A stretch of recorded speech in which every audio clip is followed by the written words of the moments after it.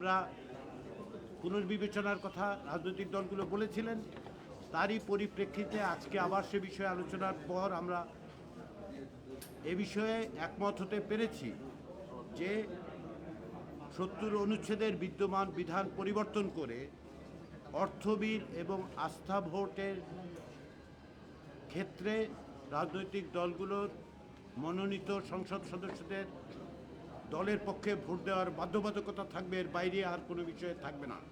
অর্থাৎ আস্থা বিল, অর্থ বিল এবং আস্থা ভোটের ক্ষেত্রে তাদের বাধ্যবাধকতা থাকবে যেন তারা দলের পক্ষে ভোট দেন। দ্বিতীয় যেটা গত দিনের আলোচনায় হয়েছিল, তাতে আরেকটু অগ্রগতি হয়েছে এবং আমরা এখন এটা সুস্পষ্টভাবে বলতে পারি যে রাজনৈতিক দলগুলোর সাথে ঐকমত্য প্রতিষ্ঠিত হয়েছে যে 4টি committee, public accounts committee, privilege committee, estimation committee, public undertaking committee, অর্থাৎ জাতীয় সংসদের যে স্থায়ী কমিটিগুলো আছে সেগুলোর মধ্যে এই 4টি কমিটি সহ জনগুরুত্বপূর্ণ বিষয় সংক্রান্ত কমিটিগুলির সভাপতির পদ আসনের সংখ্যানুপাতে বিরোধী দলকে প্রদানের ব্যাপারে সকলেই একমত হয়েছে। আমরা আরও দুটো বিষয় নিয়ে কথা বলেছি আজকে, এর মধ্যে একটি ছিল জাতীয় সংসদে নারী প্রতিনিধিত্বের বিষয়। এই ক্ষেত্রে দীর্ঘ সময় ধরে আলোচনা হয়েছে, জাতীয় সংসদে নারীদের জন্য 100টি আসন স্থায়ীভাবে করার ব্যাপারে একমত হয়েছে সকলের। এর পদ্ধতি এবং প্রক্রিয়া নিয়ে আমরা আলোচনা করছি, এই আলোচনা অব্যাহত থাকবে। আমরা আগামী সপ্তাহে আশা করছি রাজনৈতিক দলগুলো এই বিষয়ে এখানকার আলোচনার পরিপ্রেক্ষিতে তাদের অবস্থানের পরিবর্তনের প্রয়োজন হলে দলের সাথে আলোচনা করে আমরা এ বিষয়ে কথা বলবো।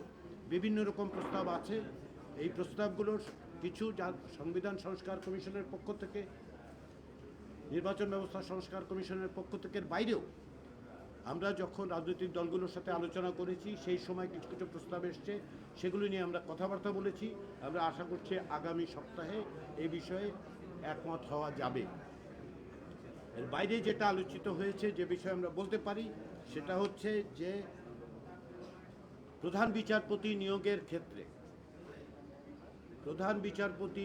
ক্ষেত্রে অর্থাৎ যেটা সংবিধানের 95(1) অনুচ্ছেদে আছে এবং তার পাশাপাশি সংবিধানের 48(3) অনুচ্ছেদে আছে, সেগুলো সংশোধনের ব্যাপারে এক ধরনের ঐক্যমত্য হয়েছে।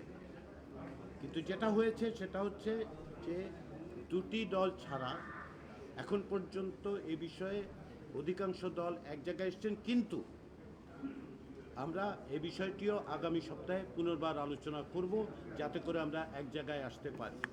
কিন্তু প্রধান বিচারপতি নিয়োগের ক্ষেত্রে বিদ্যমান ব্যবস্থা পরিবর্তনের ব্যাপারে ঐকমত্য প্রতিষ্ঠিত হয়েছে। এর দ্বিকক্ষ বিশিষ্ট পার্লামেন্টের বিষয়ে দুটো বিষয়ে ঐকমত্য হয়েছে বলবো, কিন্তু তার সঙ্গে একটু এটাও বলতে হবে যে দ্বিকক্ষ বিশিষ্ট পার্লামেন্টের ব্যাপারে নীতিগতভাবে কিছু কিছু দল আপত্তি জানিয়েছেন, কিন্তু এটা কম বেশি সকলেই স্বীকার করেছেন যে এই বিষয়ে পুনর্বিবেচনা করা দরকার। ফলে আমরা দ্বিকক্ষ বিশিষ্ট পার্লামেন্টের ক্ষেত্রে যে বিষয়ে যারাই একমত হয়েছেন তাদের অধিকাংশের ক্ষেত্রে যেটা হয়েছে, এটা 100 আসনের একটি দ্বিকক্ষ বিশিষ্ট পার্লামেন্ট তৈরি করা, উচ্চকক্ষ তৈরি করার বিষয়। কিন্তু আলোচনা শেষ হয়নি, আলোচনা অব্যাহত আছে, বিশেষ করে প্রক্রিয়া পদ্ধতি কিভাবে নির্বাচিত হবে এবং কী কী দায়িত্ব। আমরা প্রতিদিনই কিছু কিছু অগ্রসর হচ্ছি, প্রতিদিন সব বিষয়ে সিদ্ধান্তে আমরা পৌঁছতে পারবো না, এরকম প্রত্যাশা আপনারা করবেন না যে আমরা প্রতিদিন এখানে এসে বলবো যে এই বিষয়ে আমরা একমত হয়েছি। আলোচনায় অগ্রগতি হচ্ছে, অত্যন্ত ইতিবাচক অগ্রগতি হচ্ছে, এবং আমরা আশা করছি যে জুলাই মাসের মধ্যে আমরা জাতীয় সনদে পৌঁছতে পারবো এবং সেখানে অনেক গুরুত্বপূর্ণ বিষয়গুলোতেই আমরা ঐকমত্য প্রতিষ্ঠিত করতে পারবো। সবাইকে জাতীয় ঐকমত্য কমিশনের পক্ষ থেকে